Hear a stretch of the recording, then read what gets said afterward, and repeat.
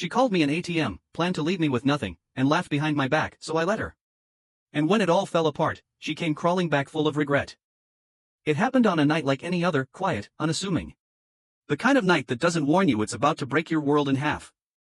I was walking through the hallway of our house, heading to the kitchen. I hadn't been able to sleep. Restless thoughts, work stress, bills, just the usual noise that tends to stir at night. As I neared the kitchen door, I heard her voice. Soft, low, almost secretive. I paused. Not because I was trying to listen, but because something in her tone didn't sound like her. Not the her I thought I knew, anyway. No, I'm serious. A few more months, that's it. Then I'm done, she said. I froze in the hallway. There was a pause, then the unmistakable sound of laughter, hers. Cold, amused, sharp. I mean, it's perfect. He never asks questions. He works all the time. I just keep smiling and nodding, and he keeps paying for everything. There was another laugh. Not even an attempt to lower her voice. It's like I married a credit card. Once I get everything I need out of this, I'm out. He'll never see it coming. My breath caught in my throat. I stood perfectly still, not even daring to shift my weight, as her words soaked in like poison. I wasn't sure if I'd misheard something, if this was part of some twisted joke. But the more I listened, the clearer it became. I've already started moving things around. Little by little. He won't notice. He's too trusting. It's kind of pathetic, honestly.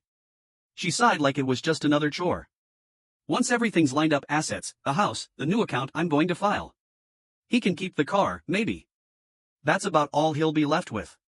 My legs felt like they didn't belong to me. My hands clenched by my sides. She was still talking, still spinning the plan she thought I'd never hear. Still pretending, in her mind, to be the loving, supportive partner who just needed a little space when I worked late. The woman who kissed me goodbye in the morning, who called me babe in front of her friends. Now I knew what that warmth really was, a mask. I swear, if he ever knew how easy he's made it for me, she said, her voice trailing off into more muffled laughter. God, he's like a walking donation. He just hands it all over. That was enough. I turned and walked quietly away, not making a sound. My heart pounded in my ears like a drum, and yet everything felt eerily calm, like I'd stepped outside of myself. I didn't go back to the bedroom. I didn't confront her. I didn't slam doors or ask questions. I walked out of the house. Sat in my car with the keys in my hand, engine off, in the dark. I sat there for over an hour. No music. No movement. Just my thoughts, slowly reorganizing themselves into something colder, sharper. Something unbreakable. She thought I was weak. She thought I'd never question anything. She thought I would crumble when the truth finally came. But as I sat in that car, staring out into the quiet night, I made a decision. I would wait. Let her keep smiling. Let her keep plotting. Let her keep underestimating me. She wanted to play a game. Fine. But she had no idea who she was playing against. The next morning, everything was the same on the surface. She greeted me with a smile that didn't quite reach her eyes, wrapped her arms around my shoulders, and asked if I slept well. I nodded. Like a rock. She made coffee. Asked about my meetings for the day. Told me her plans: brunch with friends, maybe a yoga class, then some errands. I listened. Smiled. Even kissed her goodbye. It was surreal, watching her go through her routine like nothing had changed. Like she hadn't been plotting to gut me of everything I'd built. But the performance was flawless. She laughed at the right moments, touched my arm when she spoke, used all the little habits she'd perfected over the years. It was the same script, but now, I knew the lines weren't sincere. And so, I played my part too. I kept smiling, kept nodding, kept being the dependable man she thought I was. But behind the eyes, something had shifted. The gears had turned. I saw everything differently now. Every fake kiss, every overacted laugh. And I took notes. I started paying closer attention. Watched her habits, her spending, her browsing history. Tracked her moods. When she was too cheerful, I wondered if she'd just made another transfer. When she was distant, maybe she'd spoken to whoever was helping her behind the scenes. She thought she was discreet, but she wasn't nearly as clever as she believed. In the quiet moments, when she was out and the house was mine, I went to work. I called my bank. Scheduled meetings with a lawyer and an accountant. I started moving money, opening separate accounts, securing important documents she wouldn't even think to look for. I checked the title on the house, the insurance policies, the investment statements. I changed passwords, locked down access, and made sure I had control over everything she assumed was already hers. At night, I lay beside her while she slept. Or pretended to. And I imagined what she would do if she knew I was already 10 steps ahead. She thought I was the same man who'd let things slide for years. Who let her handle the decor, the holidays, the finances. The man who was always too tired from work to argue about little things, who said yes more than no. But that man had quietly stepped aside the night he heard her make plans to erase him. The version of me that remained wasn't angry, not visibly. Not emotional. Just focused. I didn't confront her. What would be the point? If I accused her, she'd cry. Say I misunderstood. Gaslight me. Twist the story until it looked like I was the one ruining the marriage. No. She would get no warning, no signal that I knew. That was my advantage. The beauty of letting someone think they've won is that they stop being careful. So I waited. I smiled at dinners. Complimented her dress. Even planned a weekend getaway just to throw her off the scent. She thought I was still blind. Still devoted. Still soft. She had no idea I was documenting everything. Every email, every transaction, every message that didn't belong to me. She had no idea her time was running out. She thought she had the mask. But I had the mirror. It came on a Thursday. A plain manila envelope, casually left on my desk at home like it was a utility bill or some junk mail she hadn't bothered to toss. No note. No warning. Just a thick stack of neatly printed documents. I opened it slowly, already knowing what I'd find. Divorce papers. I remember standing there for a long minute, just staring at the first page. She'd finally made her move. The moment she'd hinted at in that late-night phone call, the one she thought I'd never hear. This was it. The attack she'd been quietly preparing for while I played the loyal husband. And I was ready. Still, I turned the pages with deliberate calm. Her requests were laughable, no, insulting. Full ownership of the house. Half of all savings and investments. Spousal support for a comfortable adjustment period. She even listed the car I'd paid off last year as something she expected in the division. There was no mention of the betrayal. No recognition of what she'd done. Just cold, sterile demands, like this was a business deal she'd already won. She entered the room while I was still holding the documents. I hope we can do this peacefully, she said, folding her arms and watching me closely. Like a chess player trying to read the board. I've already spoken to someone. It doesn't have to get messy. I nodded, keeping my expression blank. No problem. I'll review everything. That flicker in her eyes, I'll never forget it. She expected resistance. Anger. Maybe a breakdown. She thought I'd beg or try to argue. She was braced for a reaction. Instead, I gave her none. She blinked, like she didn't quite know what to do with my composure. I just think this is best for both of us, she added. We've grown apart. Things change. You've probably felt it too. I gave her the same polite nod I'd give a stranger in an elevator. Sure. She left the room with a little too much confidence in her step, and I waited until I heard the bedroom door close before I let myself smile. Just slightly. Because she didn't know. She didn't know I'd already moved assets. That I'd already consulted an attorney, one better than hers. She didn't know about the recordings, the paper trail, the forensic accountant quietly preparing a case file with her name on it.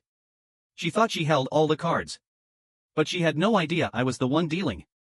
Later that evening, she texted me from the bedroom. Something light and casual. Let's just try to keep things civil, okay? I didn't answer. I didn't need to. She had officially declared war. She just didn't realize I'd already won the first battle. The very next morning, I filed a response. But not just a response, an opening strike. I walked into my attorney's office with a folder of neatly organized evidence. Financial records, account statements, call logs, and printed screenshots. Every withdrawal she made, every email with veiled threats, every breadcrumb she never thought I'd trace. We'd been preparing this for weeks. She thinks you're still sleeping, my lawyer said with a small, impressed nod. Let's wake her up. By the time she sat down for brunch with her friends that Saturday, smiling, likely rehearsing how to spin the situation in her favor, she was served. Right there at the table, in front of her carefully curated social circle, a process server handed her an envelope. I imagined her fingers trembling as she opened it and saw my name at the top. The charges: fraud, asset manipulation, attempted concealment of marital property. It wasn't just a rejection of her terms. It was a full-on counteroffensive. I never heard her scream, but I heard about it. From a mutual friend who messaged me 2 hours later, what happened at brunch? She lost her mind. She didn't come home that night. Instead, she sent messages. Dozens of them. Each more desperate than the last. This is a misunderstanding. You didn't have to do this. We can still talk. This isn't fair. You're overreacting. Funny how quickly the tone shifts when control slips out of someone's hands. When they realize the one they thought was sleeping has been wide awake all along. I didn't reply. I let her spiral. I wanted her to sit with the silence. To think. To worry. To finally taste the uncertainty she tried to feed me. When she finally did come home the next evening, her face was pale. The bags under her eyes weren't from makeup or lack of sleep, they were from fear. She tried to act composed, walking through the living room like she still lived there. Like she still had a say. We should talk, she said, setting her phone on the counter. There's no need to destroy each other. I nodded, calm. You're right. There isn't. Her mouth opened slightly, surprised by the agreement. But I'm not destroying you, I added. You did that yourself. I'm just documenting it. That was the last real conversation we had under the same roof. Over the next week, she tried every tactic in the book. Tears. Nostalgia. Guilt. Even fake kindness. She told me she was just scared. That things got out of hand. That we could find our way back to each other. But it wasn't love talking. It was fear. She didn't miss me. She missed control. And now that she didn't have it, she didn't know who she was without it. The more she tried to regain ground, the faster she lost it. She thought I'd panic. That I'd fold. That the idea of divorce would break me. But I wasn't the one cracking. She had started a game she didn't know how to finish. And I had all the pieces in my hands. It didn't happen all at once. That would have been too dramatic for her taste. No, it happened slowly, one thread at a time, like watching the hem of a perfect dress unravel with every careless step. First, her friends stopped calling. The ones she used to brag to. The brunch crowd. The ones she'd likely ranted to about her emotionally distant husband. Now they distanced themselves from her. I'm guessing word got around. Maybe one of them read the court filings, or saw the way she was served like a character in a reality show. Maybe they just sensed the lie cracking. Then came the silence from her family. Her parents, people she once said would back her no matter what, stopped visiting. I hadn't even spoken to them, hadn't needed to. Turns out, when you try to get your marriage like a business deal, even your blood might flinch. She always assumed I was the outsider in her world. Now I was the only one with anything to say. The real collapse, though, was in her voice. She called me one night around midnight. I almost didn't answer. But curiosity got the better of me. Her voice was hoarse. Frayed. She asked me if I could meet her, just to talk. I paused, long enough for her to feel it. No. Click. She tried again the next day. This time with a voicemail. Her voice broke mid-sentence. I could hear her trying to stitch herself back together before the message ended. I didn't respond. I didn't need to. She was coming apart in real time. She began offering terms. First, little concessions. You can keep the car. Then, more serious ones. You can keep the house. I'll walk away from it. Finally, she emailed my attorney directly, offering to waive any claim to spousal support. I remember reading that email. The tone. The desperation masked as diplomacy. It was the sound of someone who realized their bluff had been called and didn't have a single card left to play. My lawyer smiled, leaning back in his chair. I think she just realized the endgame. It was around that time I stopped feeling angry. I didn't feel much of anything, really. Just a quiet, cool clarity. I wasn't fighting anymore. I was simply allowing the truth to breathe. And the truth had weight. She had tried to bury me. And now she was crawling out of the hole she dug herself. She came to the house once more. Not gently, like she used to when I worked late and she didn't want to wake me. I answered the door but didn't step aside to let her in. I want to talk, she said. We've done all the talking, I replied. This is the part where you listen. She didn't say anything. I handed her the finalized settlement. The one that gave her nothing she hadn't earned and took back everything I had built alone. She looked at the paper like it was a death sentence. And in a way, maybe it was. She turned and walked away, and for the first time since this all began, I didn't watch her leave. I closed the door before her footsteps even faded. She had spent months planning to leave me with nothing. Now she knew what that really felt like. It came months later. Long after the paperwork was signed. After the accounts had been split, the house transferred, the silence cemented. I had settled into my new rhythm by then. Work, gym, weekends with friends I hadn't seen in years. A quieter place, smaller but mine. No ghosts walking through the kitchen. No pretending over coffee. Just quiet. And freedom. The message came in the form of an email. No subject line. Her name in the sender field felt strange now. Detached from anything familiar. I hovered my cursor over it for a moment, debating whether to even open it. A big part of me wanted to delete it unread. But a smaller, colder part wanted to see what someone writes when they've lost everything they tried to steal. So I clicked. It was long. Meandering. Unstructured. You could tell she rewrote parts of it, then gave up trying to make it polished. It was just a mess of thoughts, thrown together between guilt and regret. She said she didn't realize what she was doing until it was too late. That she thought she was being practical when she planned everything. That she told herself lies justified the betrayal by painting me as too cold, too busy, too distant. But I see it now, she wrote. You weren't distant. You were stable. And I mistook stability for weakness. There it was. She admitted the plan. The manipulation. The late-night conversations I was never meant to hear. The account she opened. The thing she was moving behind my back. I thought I was outsmarting you, she wrote. But I was just sabotaging the one person who never lied to me. She didn't ask to come back. She wasn't that delusional. But she wanted to apologize. For the lies. For the smile that wasn't real.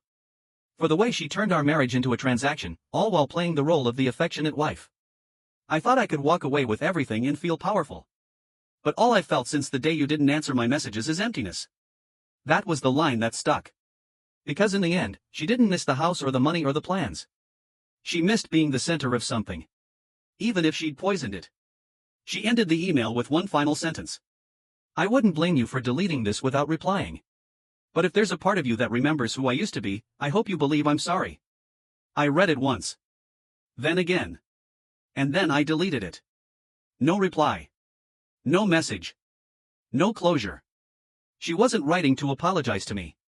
She was writing to make peace with her own guilt. And I wasn't interested in being her therapist.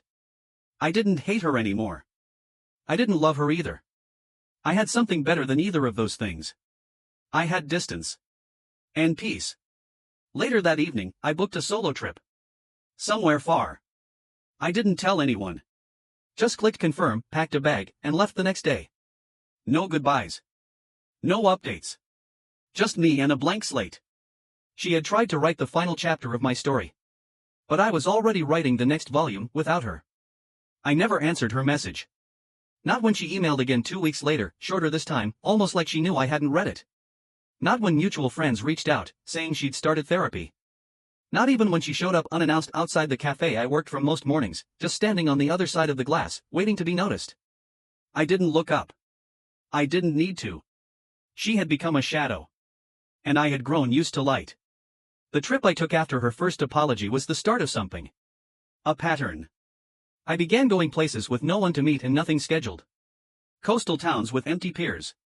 Quiet cities with early mornings. Forest cabins where even cell signal gave up. Places where I could disappear into my own silence and come back lighter. When I returned, I moved out of the old neighborhood. Got a new address, updated only what mattered. I bought furniture piece by piece, with no rush. No pressure to impress anyone. Everything had a purpose, everything mine. The house was smaller, but it didn't echo with performance. No one acted like they were in love. No one lied over dinner. No one tried to turn affection into currency. For the first time in years, I had nothing to lose. And that felt like freedom. I started seeing friends again. Not many, just the ones who asked how I was doing and actually waited for the answer. I got back in touch with my brother, who had always been suspicious of her but never said anything out of respect. We laughed harder now, like men who'd both survived something but didn't need to talk about it. Even my work changed. I wasn't dragging myself out of bed anymore to keep a life I no longer lived. I still worked long hours, but the pressure felt different. Cleaner. I wasn't building a castle someone else planned to steal. I was building something for myself. Sometimes, I'd still think of her. A flash in the back of my mind. Not with bitterness, just as a reminder of how far I'd come. I'd remember the way she spoke on the phone that night, the certainty in her voice. The arrogance. The ease with which she reduced me to a means to an end. And I'd feel nothing but distance. She thought she could take everything and leave me hollow. But when she left, she freed me from the performance. From the mask. From the need to explain my worth to someone committed to misunderstanding it.